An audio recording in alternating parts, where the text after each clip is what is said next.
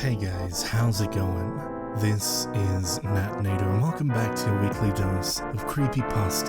Last week we had a train story, this week it's a bus story. Bit of an unintentional public transport combo bonus there. Buses and trains can be scary enough without the added paranormal addition. Anyway, hope you guys enjoy the story, but before we board that bus, I'd love to give thanks to the patrons over on Patreon supporting this channel and what I do here for another month. I really couldn't do it without the extra support, so I'm really grateful, guys. Shoutouts, as always, to the disciples: Tiffany, Subscribe SoundCloud, Teddy Dog, Kissing and Gunshots, Backwards D-Dog, Ali G, Vera Ohio, Sylvia Kirschbaum, and Jelly. You guys are tops. Thank you so much.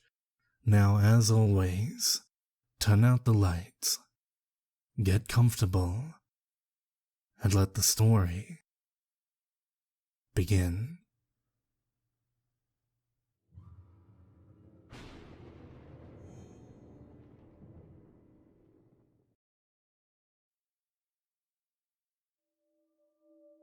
The streets, roads, and dusty lanes of Colombia have been fertile territory for myths and legends since before the arrival of the Spaniards.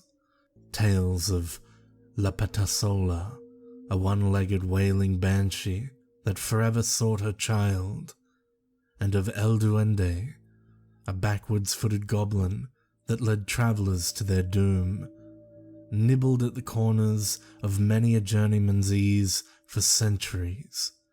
Although these stories mainly troubled those living in or passing through rural areas, the growth of cities brought with it a new breed of urban legend, rooted in the primal distrust we still harbor somewhere deep inside of modern technology. An example of this is the phantom bus that allegedly roams the city streets at night. Supposedly, young women who board it alone are found mutilated in overgrown, outlying fields a few days later, a frozen look of abject terror illustrating the moment of their last tormented breath. That being said, given that you're certainly not a young woman, at least not last time you checked, and that it's 5:30 on a Tuesday afternoon, phantom buses and handicapped gremlins are the last thing on your mind. You've been using Bogota's public transportation system for over 2 decades, and your greatest concern is that traffic levels have become all but unmanageable since the latest mayor took office. However, home is about 80 blocks away, so your only choice is to wait until the right bus comes along. Walking would certainly take longer than putting up with any traffic jam. When the bus displaying the route sign you're hoping for shows up, its advertised fare is 200 pesos lower than the standard going rate these days. This usually indicates that the vehicle in question is older and a bit more uncomfortable than most. But no bus rider in the history of the city has ever given a damn about that. Folks that consider themselves richer and above this mode of transportation pay 7 times as much to get around by cab, and statistically expose themselves to a higher chance of being mugged or robbed. More power to them, right? Never one to avoid seeking further discounts, you ask the wizened driver if he'll let you on for 1,000. The wrinkled, musty-looking man's eyes never leave the road as he silently takes your bill and slides it in the purse hanging from the bony gear stick. Satisfied, you turn your attention to the cabin. What would make this ride ideal would be an empty seat. Curiously enough, considering the time of day, there aren't enough passengers aboard for anybody to be standing. A few available spots are in sight, so you choose one on the left toward the middle. Both the aisle and window seat are free, and you sigh contentedly as you sprawl out, one with your knee nested on the other. This particular trip should be over in no time. The driver's radio is off and your phone's battery ran out an hour ago, so you pass the time staring out the window and watching vendors ply their wares and car drivers nod along to whatever music they're enjoying. Your position eventually starts taking a toll on your back, so you straighten up and take the chance to examine your fellow passengers. None of them seem to be riding together, given that everybody's quietly facing the front of the bus. They're also all uncommonly old. Not in the sense that they're all over 100, but in the sense that nobody seems to be under 75. You find this a bit odd, and for a brief moment the idea that you don't belong there flashes through your mind. It's a silly thought, but combined with the bus's particularly strong, although not necessarily atypical smell of must and metal, it makes you look forward to the end of the trip. Nevertheless, as there are another 30 or 40 blocks to go, you look out the window again, zone out, and let your mind go where it will for a while. The sight of Pacho's Bakery pulls you out of your reverie 20 minutes later. You get up and make your way past your silent companions to the rear exit, where you hunt for the little silver button that will let the driver know you've reached your stop. As you spot it above the door, you realize that nobody's boarded or left the vehicle since you got on, which is particularly weird for rush hour. Shrugging it off as a weird coincidence, you press down on the button and grab onto the... You're sitting on your seat, facing the front of the bus. What the hell just happened? You look around and see that everybody's still where they were a moment ago. Trying to make eye contact with them is fruitless, since they all seem to be lost wherever it is that old minds wander. The thought of saying something runs through your head, but you decide against it. What would you say anyway? You were probably so zoned out that you simply imagined getting up to ring the driver's bell. That's probably it. Your daydreams are so occasionally vivid that leaving them is downright startling. Besides, you're already 2 blocks past your stop. Call it a weird thing that happened on your way home or whatever, but for now, you should just get off the bus. There's no point in having to walk back too far. You, once again, get off your seat and head for the rear exit. Somewhat unnerved by the other passengers' stoic disinterest in everything around them. There's the button, right where you remember it. Except that you can't remember it, of course, since you've never actually been back here. You probably saw it when you got on. After grabbing onto the guardrail, these bastards occasionally decide to stop on a dime when you ring. You look toward the driver, put your thumb on the button. You're sitting on your seat, facing the front of the bus. A piercing chill runs down your spine, and instead of fading away, it spreads through every one of your extremities. It's not a shift in body or ambient temperature. It's the chill you feel when suddenly consumed by the level of fear that slightly precedes terror. Something really messed up is going on here. You don't know what it is, but you want out. You don't want to be here anymore. A feeling of bitter solitude is now gnawing at your mind. Whatever these people around you are thinking, they clearly don't give a damn about what's going on with you.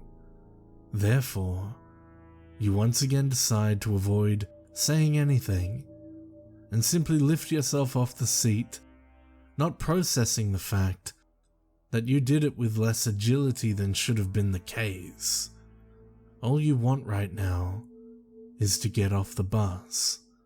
Besides, it's already advanced more than 10 blocks past your street, which suddenly feels like a distastefully long distance to walk. This is all secondary to the point at hand, however. You have to get off this damn thing. As you make your way back, an old lady in the back row looks up at you.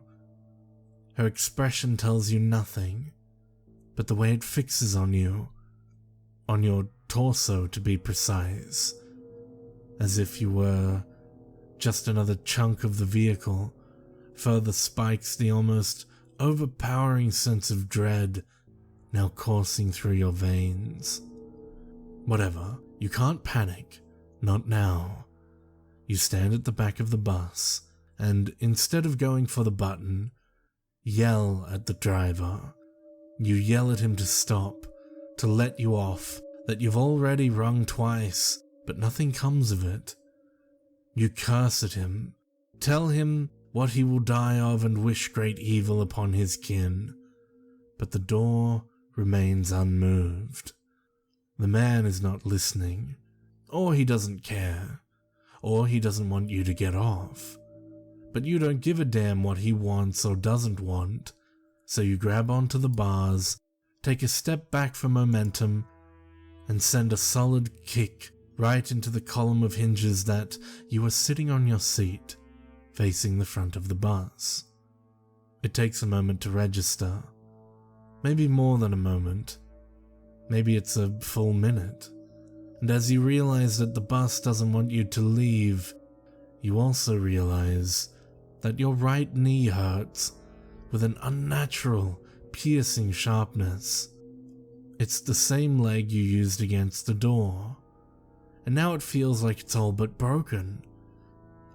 This quickly becomes a distant concern when you attempt to massage it though, because that's when you notice your hands.